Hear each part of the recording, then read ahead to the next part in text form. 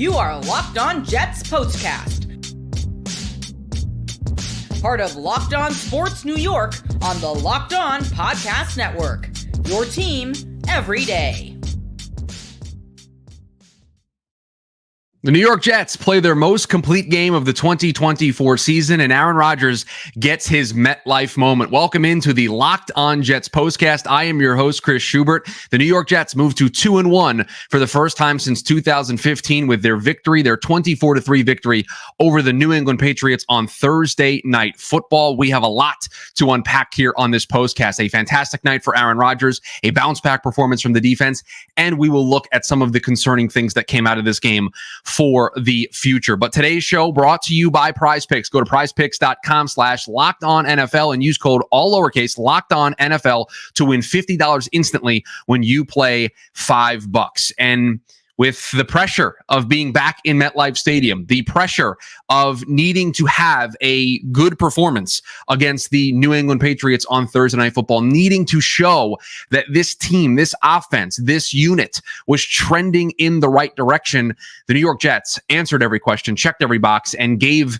Jets fans that big-time performance, all because of Aaron Rodgers in his first MetLife Stadium victory as the quarterback for the New York Jets. I know that first one technically counts where he played 4 plays, but this one's probably going to feel a little sweeter than that one did. A 281-yard performance, 2 touchdowns, ended the night 27 for 35, 281 yards, the 2 touchdowns, a passer rating of 118.9, and he got it to everybody. It's going to take me a little bit to count all of the guys that were involved in this offense. They spread the ball around to everybody. Tyler Conklin with a big game. Alan Lazard caught a touchdown. Garrett Wilson caught a touchdown. Mike Williams showed that contested catch ability. Breece Hall involved in the passing game. Braylon Allen involved in the passing game. Jeremy Ruckert involved in the passing game. Xavier Gibson caught a number of passes. Let's do some quick math here. That's 1, 2, 3, 4, 5, 6, 7, 8 different receivers caught a pass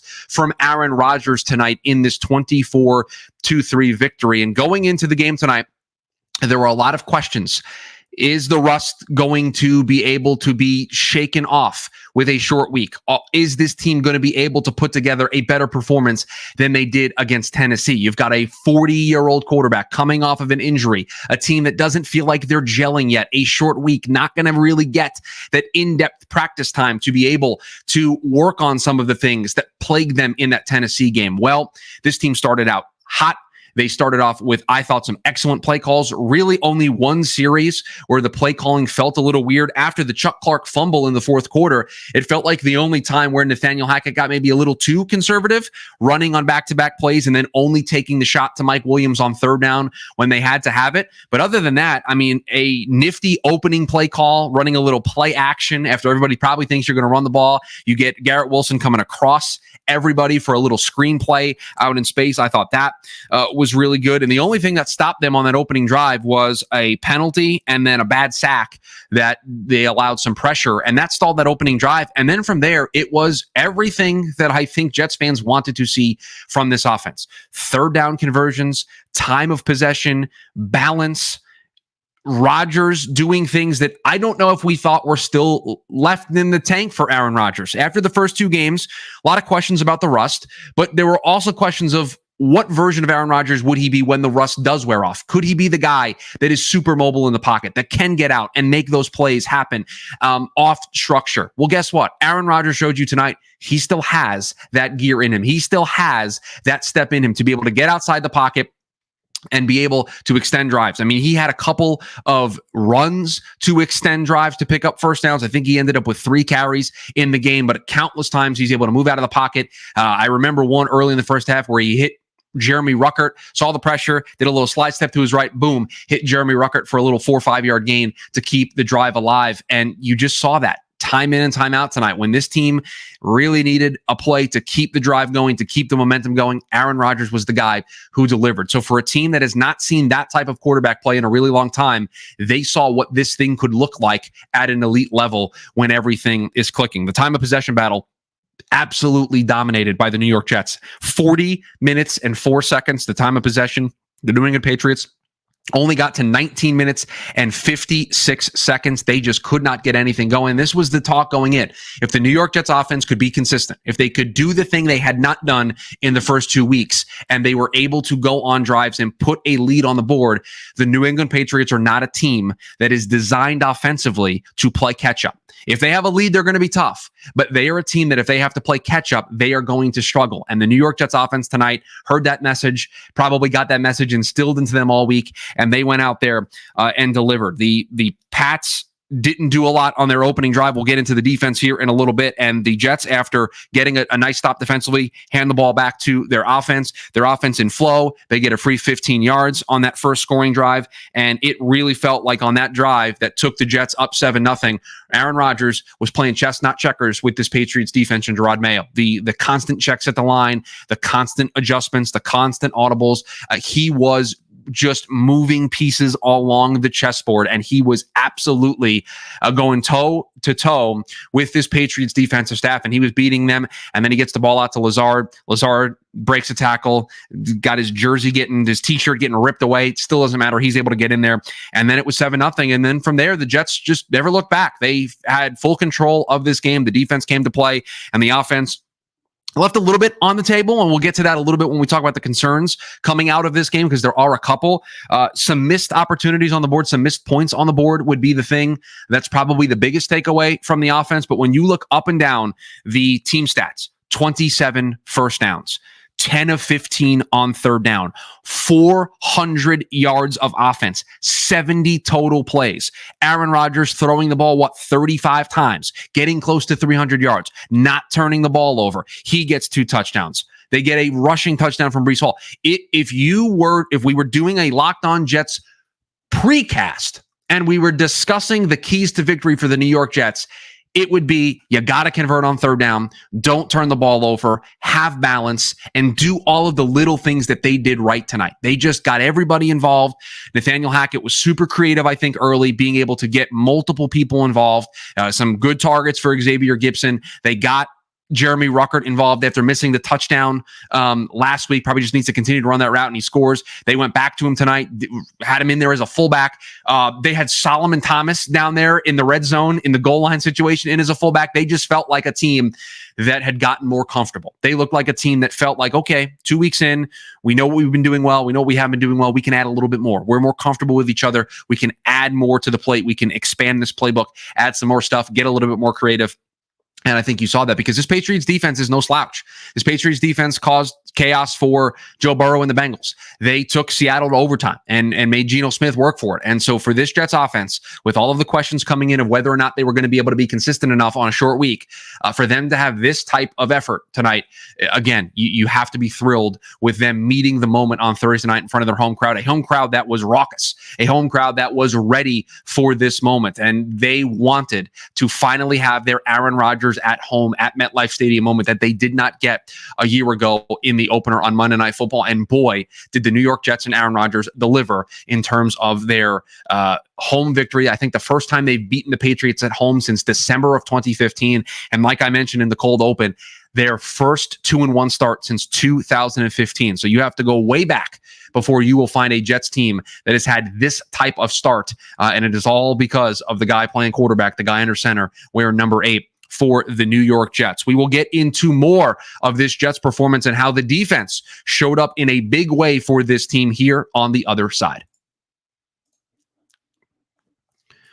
For most of us that like collecting cards, the idea of spending $2,000 or more on a Mahomes rookie card just isn't in the cards. I love collecting, but that is some serious money to drop. Thanks to slab packs from arenaclub.com. Now it's possible to score gem mints for a fraction of their retail price. Arena Club is the only repack that provides real value, a complete view of all possible cards, and clear hit rates for each one. Arena Club slab packs are revolutionizing the repack game with their transparency. After your pulls are revealed, they'll immediately be placed in your showroom for safekeeping, selling, trading, or auction. The Arena Club grading process is accurate, fast, and transparent, transparent with a full grade rationale provided and an explanation of how your card was scored.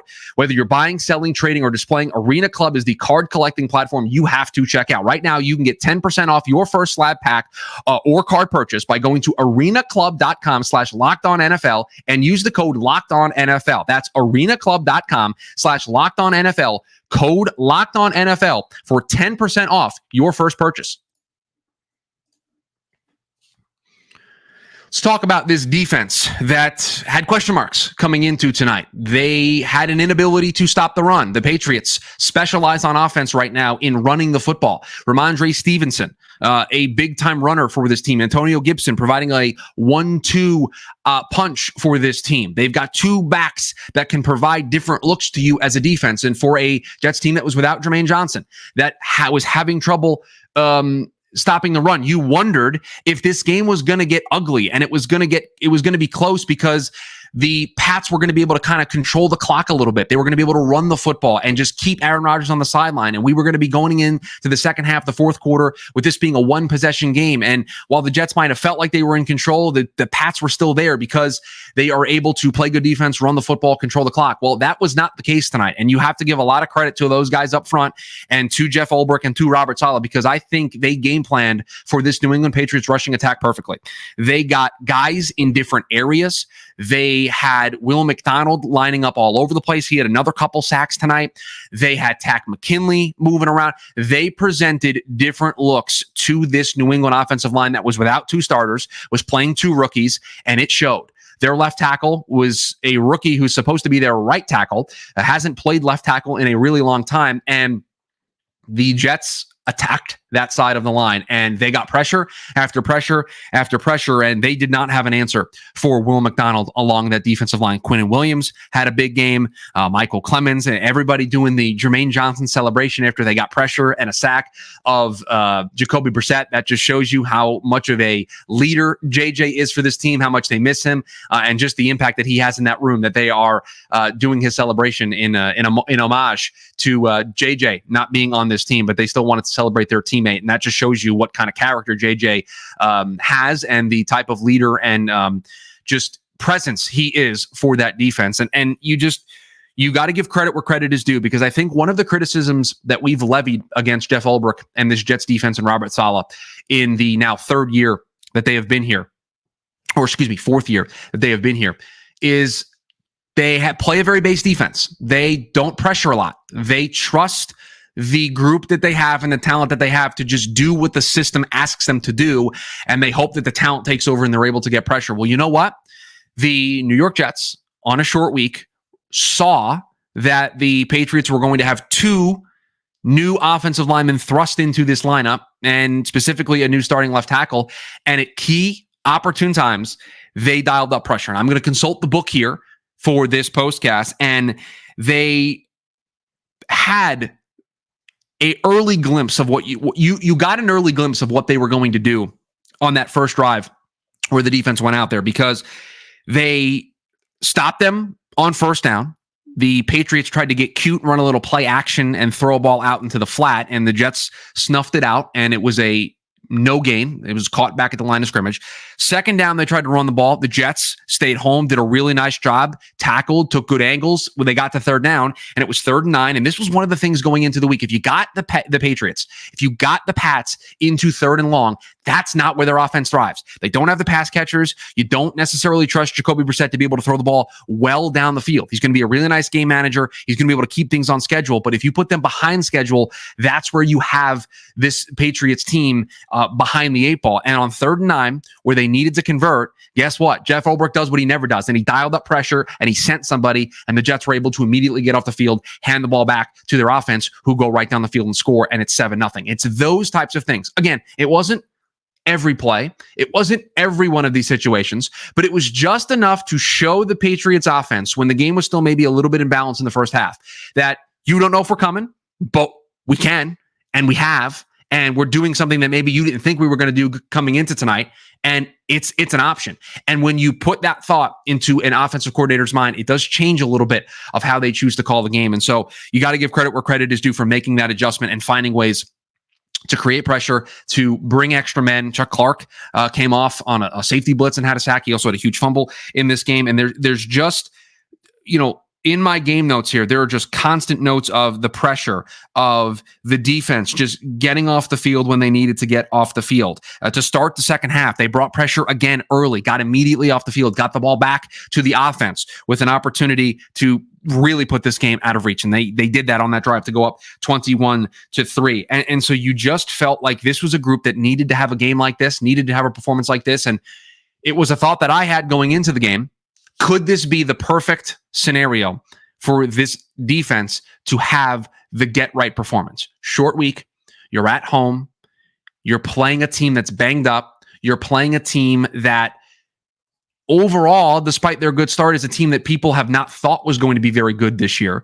And if you just lean on them a little bit and you get them behind the eight ball just a little bit, that's where you're going to be able to thrive. And I think you saw that tonight. The Jets played with an energy, and you have to give credit to that MetLife crowd, because I think that absolutely played a major part in the way this team performed tonight. They felt that building, and I could feel it at home listening to the Aaron Rodgers chants in the second half, but you could feel the energy early, and I think the defense picked up on that, and they wanted to play hard. They've heard the press clippings. They have seen the newspaper headlines. They have listened to the podcast. They have seen what the radio voices have said. They have what we have talked about here on these postcasts of this defense just not really being where we expected them to be. They've heard it. They've heard it all. And I guarantee you, Robert Saleh and Jeff Ulbrich made it a point of emphasis this week that in front of their home crowd, they could not have a letdown performance, that they needed to go out and thrive in this type of environment. And they did. And they answered the call. That looked like the defense of last year. That looked like the defense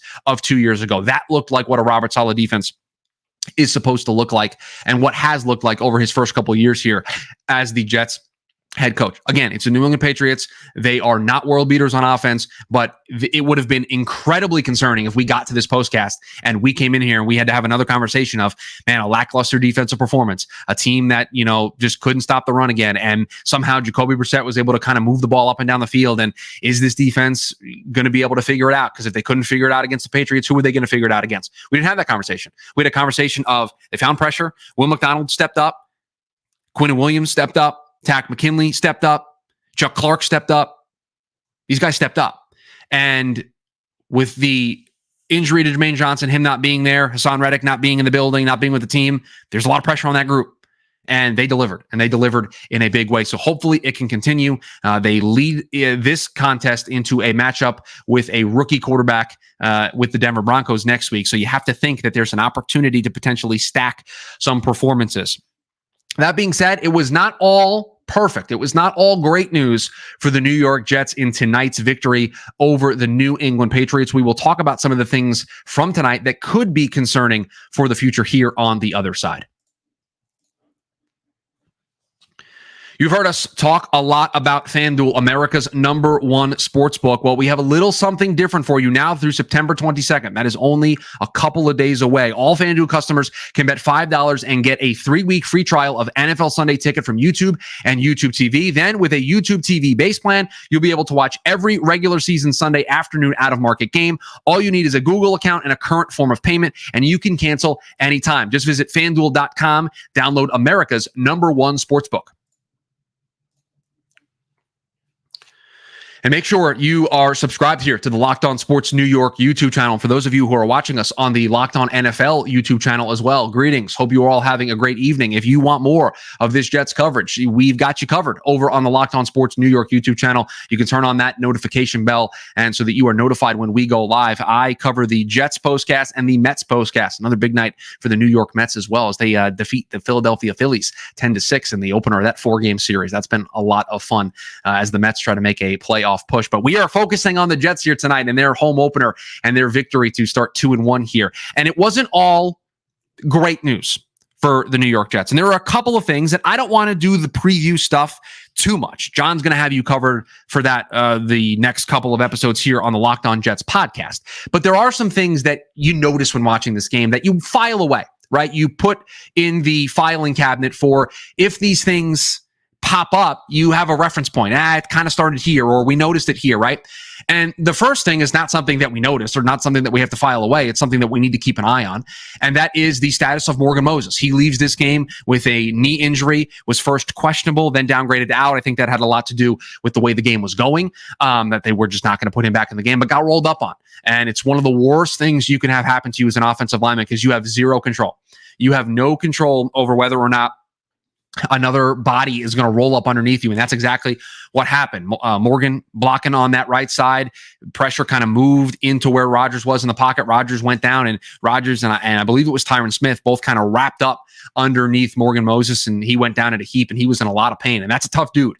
And so to see him in that much pain, it was not a good thing. And was able to walk off under his own power, went to the medical tent, then walked back to the locker room for x-rays under his own power. So that was a good thing. And so the takeaway here is we got to see Olu Fashanu make his NFL debut and be in there at right tackle. And, you know, this is why the Jets drafted Olu Fashanu in the first round, because this type of stuff has happened to the New York Jets more often than not the last couple of years, where that picture perfect offensive line, and it was good again tonight. They did allow some pressure. They had I think it was 1 or 2 sacks of Rodgers. Rodgers did a good job of seeing some pressure and evading and getting out of the pocket, and they did really nice in the run game, getting to the second level a couple times, breaking some stuff for Braylon Allen and Breece Hall. But the Jets have had some bad luck when it comes to injuries to the offensive line. And so to have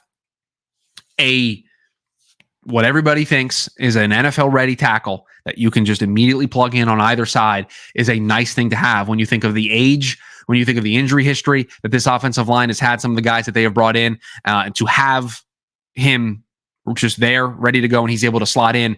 And yes, you'd like to have Morgan Moses out there, but knowing that you have Olu Fashanu as that break glass in case of emergency option, I think at least for me, it was a sigh of relief, right? Because you see Morgan Moses go down and your immediate thoughts is, oh no. But then that thought in your head goes, oh, Olu Fashanu. You're sad for Morgan. You want to see him back because I think they're a better team with him in there, but you know that they have this option in Olu Fashanu ready to go. And he came in there and I thought he looked okay. I'd have to go back and break it down, go look at the all-22 to see if it was perfect, to see if there's, you know, anything that really stood out, but nothing to the naked eye was, I think, glaring, at least watching him step in there. The other thing that they've got to clean up, and this is on both sides of the ball. This isn't just for one, but it's these penalties. They just take some weird and bad penalties. Really, the main Patriots drive was aided by a bad penalty by DJ Reed, and their offensive drives, their first one of the game stalled with a bad penalty. They had a John Simpson. You love the energy. You love him defending his teammates. A little extra, earned himself a 15-yarder. And then you have the weirdness of this delay of game stuff, where the Jets on that first drive where they took the 21-3 lead, they had to burn 2 timeouts. Now, it was a 24-3 victory. It was in cruise control in the second half. You weren't really concerned, but you can't be doing that if it's a close game in the second half against the Bills, if it's a close game in the second half against the Chiefs, the Bengals, the Texans, in a playoff atmosphere. You cannot have that stuff. And so, yes, it ends in a touchdown, so you don't feel all that bad about it, but these are the things you have to file away. You can't take those unnecessary timeouts. You got to have those in your back pocket if it's a close game, to have those late in the fourth quarter. You can't take those penalties that knock you out of being able to put 3 points on the board, or that absolutely stall drive. That first drive, it stalled. They were moving up and down the field. They were moving, and they get past midfield, and then it's the penalty that leads to the sack, and then they were never able to recover because they were behind. They were off schedule. That's what stopped them on that opening drive that led for them giving the ball back to New England without scoring any points. That was it. They were moving. They would have been up at least 3-0, if not 7-0, if not for that penalty. The play calling was good. They were not super predictable. They weren't doing run, pass. They were mixing things up. They were getting a lot of people involved. It was those self-inflicted wounds that led to them not scoring on that first drive. It was those self-inflicted wounds that led to them having to burn 2 timeouts on those opening drives. So again, when we are talking about a team here in the New York Jets that have playoff aspirations, that right now with the way that they're playing probably have divisional aspirations, trying to win the AFC East, trying to be able to host potentially a playoff game in in breaking that streak and hosting a playoff game in 2025. Got to clean that stuff up. That stuff comes back to bite you against good teams. That stuff comes back to bite you in close games in December and in January with the playoffs and with playoff seeding on the line. So again, it's early. I'm not going to say that they can't fix it, but it's been weird. It happened in the Tennessee game and it was a carryover this week. So we will see if they're able to clean that up. Probably having not playing 3 games in 11 days, probably going to help the Jets be able to take some time to be able to clean that stuff up. The other thing too is you don't necessarily love that you are only up 14-3 at the half. Again, this is nitpicking, but these are things that you file away. You probably want to be a little, they should have been up more than 14-3. And so you wonder if they played a better team in that first half, would it have been any different? But again, that's nitpicking for a team that answered the call on Thursday night in front of their home crowd and answered, I think, a lot of the questions that the national media had about them. And Aaron Rodgers, I think, exceeded expectations. I think there are a lot of people that expected that Aaron Rodgers to show up in San Francisco on week 1, and it took a couple of weeks. But if that Aaron Rodgers shows up every week moving forward for the New York Jets, they are going to have a chance to win every single game they play in and the rest of the way. And so for Jets fans who have long watched this New England Patriots team destroy them, just absolutely make watching football the worst thing possible because they just constantly beat you. They've constantly had your number. Tom Brady, Bill Belichick, over and over and over again. It feels like it's just, you're never going to see the light at the end of the tunnel. Last year, they were able at the end of the season to get their first victory against New England in a long time. Now tonight, they were able to get their first home victory. And for the first time in a long time, the shoe was on the other foot. It was the New York Jets doing to the New England Patriots what the New England Patriots normally do to the New York Jets. And so for Jets fans, for maybe just one night, because there's a long season to go and we don't know how this roller coaster ride is going to take us, enjoy it. Enjoy what tonight brought. I will tell you, sitting back watching this game, I'm obviously taking notes for this postcast, but I enjoyed tonight. It was for the first time in a long time, enjoyable and fun to watch the New York Jets play football. And I think if we get that version of the offense, and I think they're only going to get even better with time, then there's going to be a lot more fun nights in our future. But that is going to do it for us here on the Locked On Jets postcast. Again, please subscribe to the Locked On Jets postcast. You hear my thoughts on the postcasts, but for the podcast feed, you'll get John's thoughts every single day. Locked On Sports New York, the YouTube channel, subscribe over there. We've got you covered Jets and Mets. You got Jay Berman on the other side covering you for the Yankees. You've got the Knicks coming up. He's got you covered on the Giants as well. If you want to hear thoughts about the other New York team that shares residency at MetLife Stadium, we've got you covered. So do us a favor and give us a follow and turn on that notification bell, or give us a subscribe and turn on that notification bell. Well, that's going to do it for us here tonight as the New York Jets, for the first time since 2015, are 2-1, and they do it in convincing style over the New England Patriots. And Aaron Rodgers looks like he, for at least the time being, is going to be the king of New York. That's going to do it for us tonight here on the Locked On Jets postcast. See you, everybody.